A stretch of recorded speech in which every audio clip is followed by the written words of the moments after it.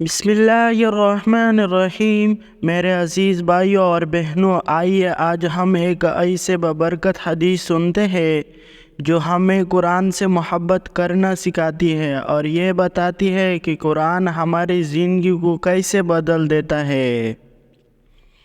نبی کریم صلی اللہ علیہ وسلم نے فرمایا، تم میں سب سے بہتر وہ شخص ہے جو قرآن سیکھے اور دوسروں کو سکھائے۔ صحیح بخاری۔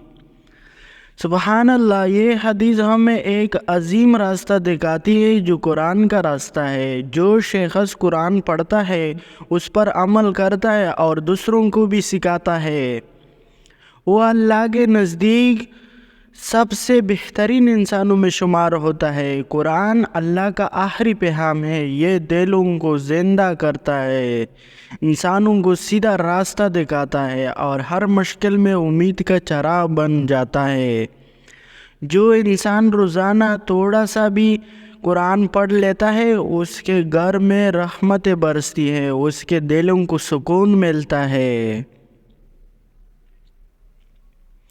زندگی میں برکت پیدا ہوتی ہے اور اللہ اس کے قدموں کو مضبوط کر دیتا ہے۔ نبی صلی اللہ علیہ وسلم نے فرمایا، قرآن پڑھنے والوں کے لیے ہر حرف پر 10 نیکیاں لکھی جاتی ہے۔ ترمذی۔